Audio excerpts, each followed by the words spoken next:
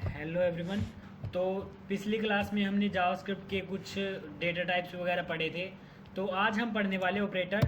Operator क्या होते हैं? H1 operators. और इस पेज को करो एक बार रन। ठीक है, तो आपका आउटपुट रन हो रहा है। ऑपरेटर क्या होता है? This is the special symbol,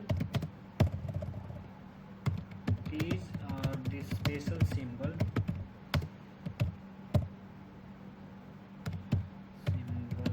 to perform the operation on the operands। और अब ऑपरेंड्स क्या होगा? ऑपरेंड्स होता है जिसके ऊपर ऑपरेशन परफॉर्म हो रहा है, और ऑपरेटर क्या होता है? जो ऑपरेशन परफॉर्म कर रहा है। नेक्स्ट आएगा ऑपरेंड्स।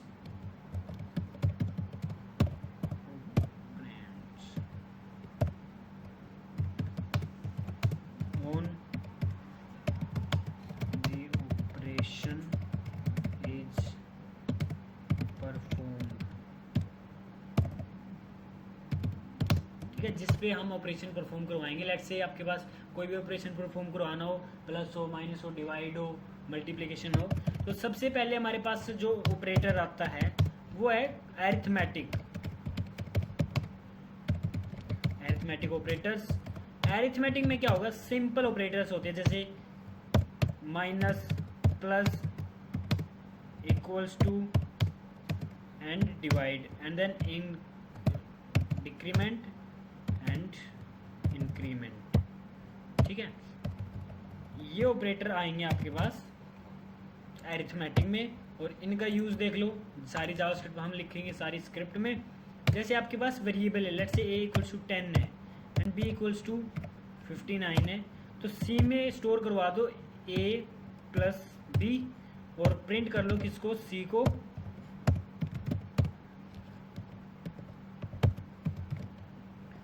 और प्रिंट करवा देंगे हम console.log c। तो आपके आउटपुट में क्या मिलेगा? 69। तो एक बार जूम कर लेते स्क्रीन को थोड़ा। ठीक है, तो जब भी आप जाओगे इंस्पेक्ट करके, तो इंस्पेक्ट में क्या आउटपुट मिलेगी आपको? 69। ठीक है, मिल रही है हमें। ठीक है, तो इस तरीके से हम ऑपरेशन परफॉर्म करा सकते हैं। लेट्स से माइनस कर दो, तो अब आउटपुट में क्या होगा? माइनस के -49।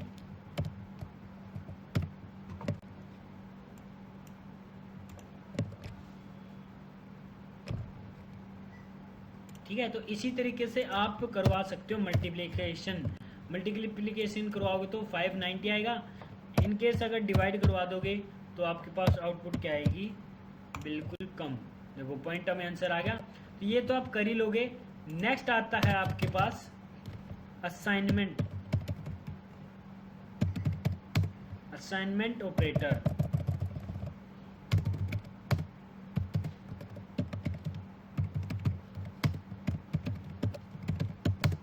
अब असाइनमेंट ऑपरेटर में क्या होता है? असाइनमेंट ऑपरेटर में आपके पास दो ऑपरेटर होंगे।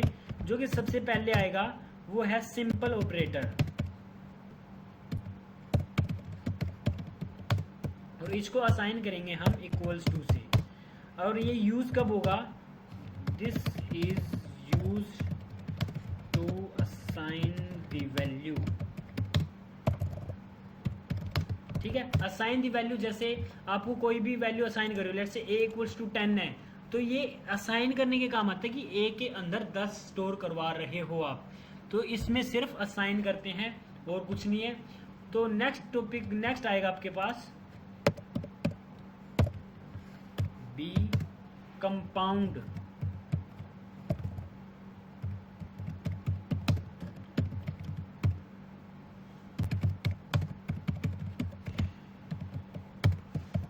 कंपाउंड असाइनमेंट ऑपरेटर में क्या होता है? This is made of combining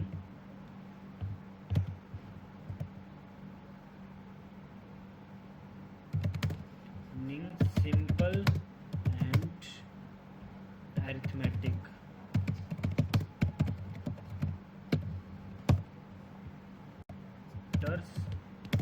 जब भी आप कंबाइन करोगे सिंपल और एरिथमेटिक ऑपरेटर को, जो भी आपको ऑपरेटर बनेगा उसको बोलते हैं हम compound assignment operator. Let's say plus equals to and minus equals to and divide equals to and multiply equals to.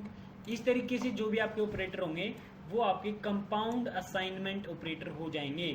Let's say इसको कर दो कमेंट एक बार, ठीक है। और ये एग्जांपल है आपके पास कंपाउंड का, ठीक है। लेट्स से आपके पास है a इक्वल्स टू जो भी है 49, b इक्वल्स होगा 89, 48। अब इसको लिखते कैसे हैं, c के अंदर स्टोर करवाओ a plus equals to b। अब इसको अगर खोल के देखें, अब c को एक बार प्रिंट करवा लो, कंसोल डॉट लॉग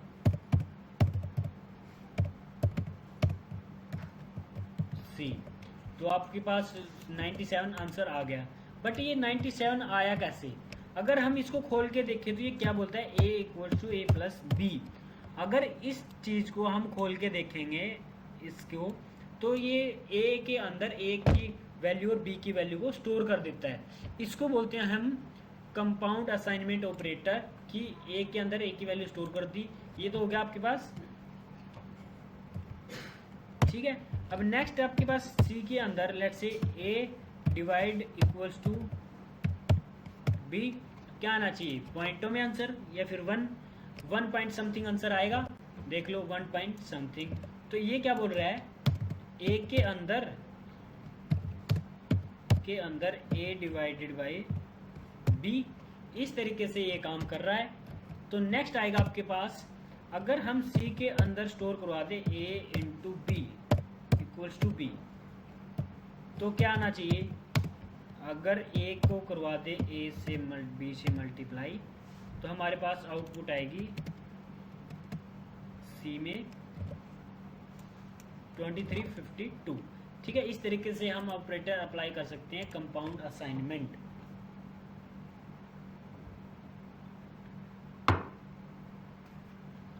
ठीक है, नेक्स्ट आपके पास आता है, इसको कर दो कमेंट, ये ऑपरेटर इतना ज़रूरी नहीं है। तो नेक्स्ट आपके पास आएगा जो है थर्ड, कंपैरिजन।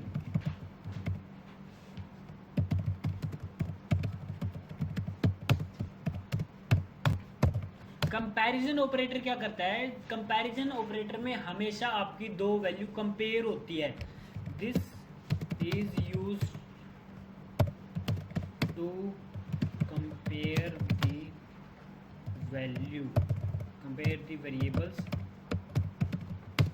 वेरिएबल्स को कंपेयर करते हैं, वैल्यू करेंगे उसकी। तो ऑलवेज इसका जो हमेशा आउटपुट होगा, this output will be true and false. इसकी आउटपुट हमेशा ट्रू फॉल्स में आएगी। लेट्स से इसमें क्या कर रहे हो आप, इसमें आपको ऐड होके मिल रहे हैं, डिवाइड होके मिल रहे हैं, मल्टीप्लाई होके मिल रही हैं, तो ऐसा कुछ हो रहा है। बट अब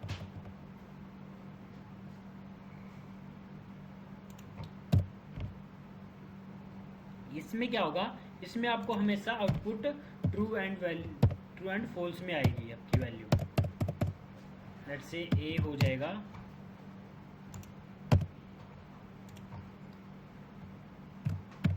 यूज इक्वालिटी। लूज इक्वालिटी में क्या होता है, when both have same value. हम कंपेयर किसको करते हैं, दो वेरिएबल्स को। तो अगर उन दोनों वेरिएबल की वैल्यू सेम है तो आपको रिटर्न में ट्रू आ जाएगा, अदरवाइज आपको फॉल्स ही मिलेगा। ठीक है, तो नेक्स्ट आपके पास आएगा बी में क्या होगा, strict equality, value and data type must be same. ठीक है, इसमें डेटा टाइप भी और वैल्यू भी दोनों सेम होनी चाहिए। नेक्स्ट आपके पास है सी, लूज इन इक्वालिटी, इसमें क्या होगा, note same value,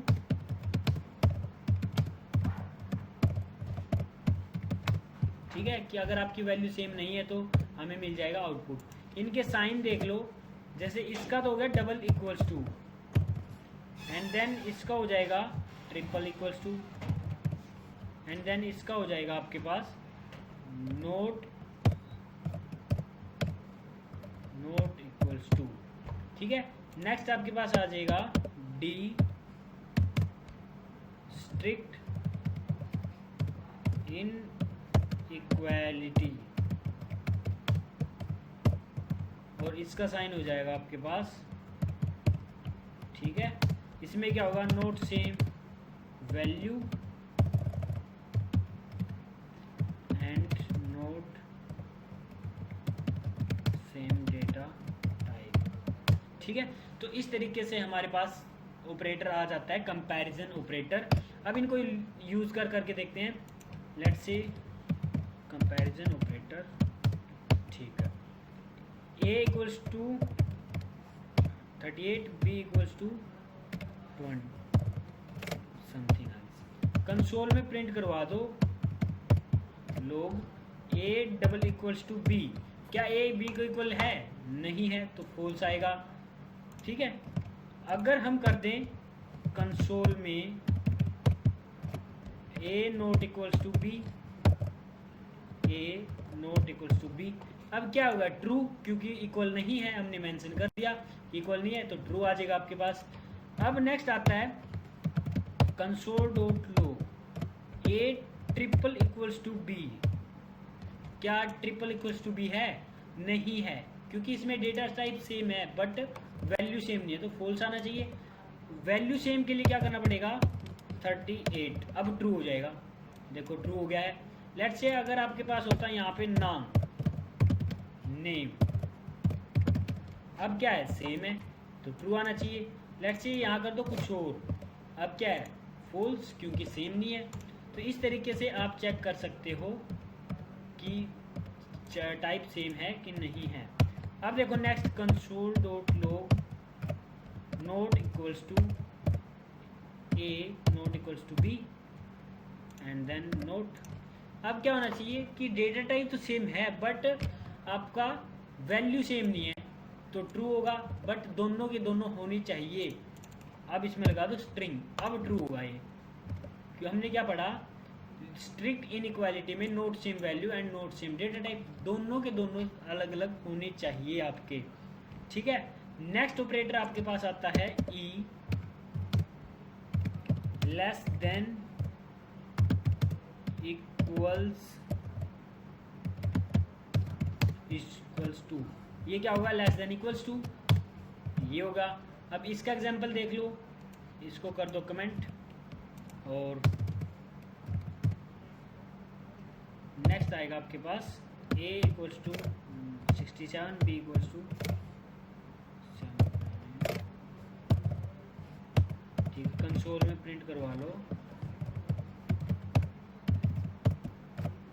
a less than equals to b, क्या b a छोटा है, नहीं है तो फॉल्स आएगा। लेट्स से a को साइन होता है हमारे पास, नेक्स्ट ऑपरेटर होता है f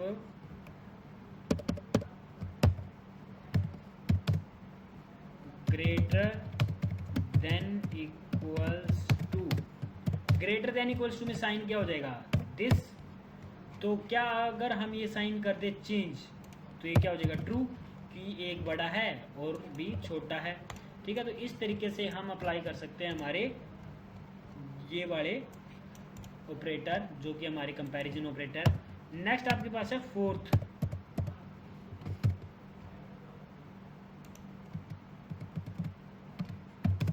फोर्थ क्या होगा, लॉजिकल ऑपरेटर। लॉजिकल ऑपरेटर कब यूज करते हैं, जब भी हमें कंडीशनल स्टेटमेंट हो, लॉजिक्स लगाने हो। जैसे फर्स्ट है इसका ए लॉजिकल एंड, और इसको रिप्रेजेंट करते हैं डबल एंड से, ठीक है। बोथ कंडीशन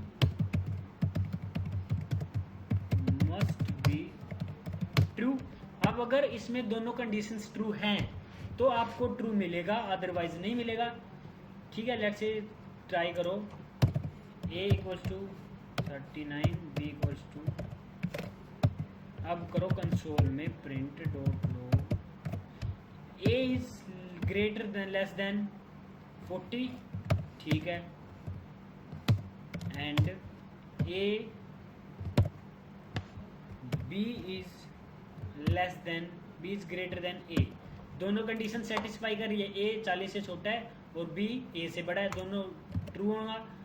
देख लो ट्रू मिल गया हमें।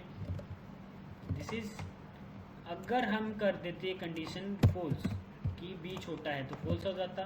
देख लो दोनों कंडीशन इसमें सेटिस्फाई होगी तभी आपको आउटपुट मिलेगी। नेक्स्ट आपका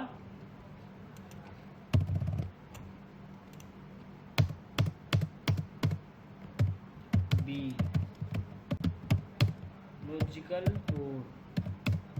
लॉजिकल और में पाइप ऑपरेटर होगा, डबल पाइप,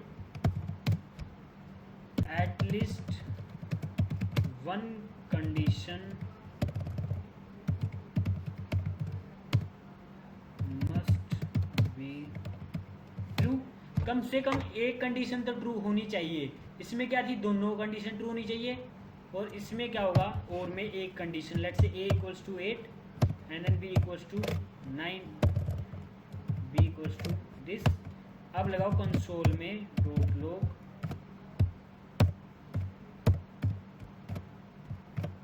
लिखो a इज लेस देन 20, ठीक है, ये लगा दिया हमने। b is greater than this, क्या b बड़ा है, नहीं है, बट a छोटा है b से, तो आउटपुट में क्या मिलना चाहिए, ट्रू, तो हमें ट्रू मिल गया। देख लो, तो इस तरीके से हम लगा सकते हैं ऑपरेटर कि एक कंडीशन सेटिस्फाई हो जाएगी। नेक्स्ट आता है आपके पास सी, लॉजिकल नोट, और इसको रिप्रेजेंट करते हैं हम सिंपल नोट से, इनवर्जन। ये मेनली ट्रू फॉल्स कंडीशंस पे चलता है, जैसे ट्रू फॉल्स केसेस हैं उसको कन्वर्ट कर देता है। जैसे अब एक कंडीशंस बनाओ, इसको करो कमेंट, ठीक है, ए के अंदर फिल है ट्रू, बी के अंदर है फॉल्स, ठीक है, कंसोल में प्रिंट करवा दो इनवर्जन ऑफ ए, क्या आना चाहिए, फॉल्स, फॉल्स आ गया। Inversion of B true, true आ गया। ये इन्वर्जन करता है, लेट्स से ए प्रिंट करवा लो डायरेक्ट, क्या हो जाएगा, ट्रू। अब नोट लगा दो तो फॉल्स हो जाएगा, फॉल्स हो रहा है, ठीक है, तो ये करता है इन्वर्जन। ओके, तो हमने पढ़ लिया ऑपरेटर। नेक्स्ट ऑपरेटर आपके पास आता है fifth,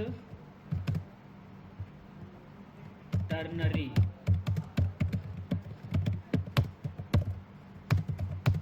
this is conditional operators and short form of if condition, ठीक है। इफ कंडीशन हम आगे पढ़ेंगे, अभी के लिए कंफ्यूज नहीं होना है। ये क्या करता है, ये कंडीशनल ऑपरेटर है। आपके पास कंडीशन होगी, अगर वो सेटिस्फाई कर रही है तो आपको आउटपुट मिलेगी। इसका होता है सिंटैक्स। अब इसका सिंटैक्स देखो, अब सिंटैक्स में क्या होगा, जैसे कोई कंडीशन है आपके पास,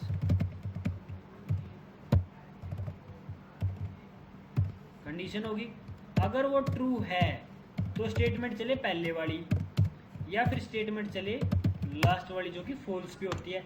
अब इसका आउटपुट लेने के लिए हमें वेरिएबल में स्टोर करना पड़ता है इसको, लेट्स से रिजल्ट, ठीक है, इक्वल्स टू आगे नहीं आएगा रिजल्ट। अब हम इसके आउटपुट को कंसोल में प्रिंट करा सकते हैं, कंसोल, लेट्स से प्रैक्टिकली देखते हैं, ये रहेगा यहाँ कंडीशन, या अगर ये कंडीशन सेटिस्फाई है तो ट्रू आएगा, अगर अदरवाइज फॉल्स आएगा। तो लगाओ a इज 70, 18, कंडीशन लगाओ result equals to condition that is, अगर a बड़ा हो 18 से,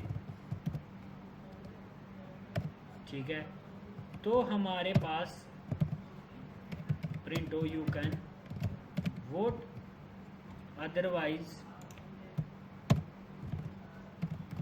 यू कैन नॉट वोट।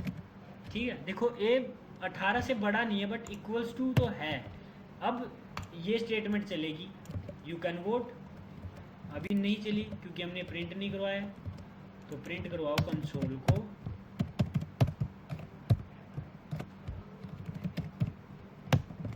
देखो यू कैन वोट, अगर ये होता 12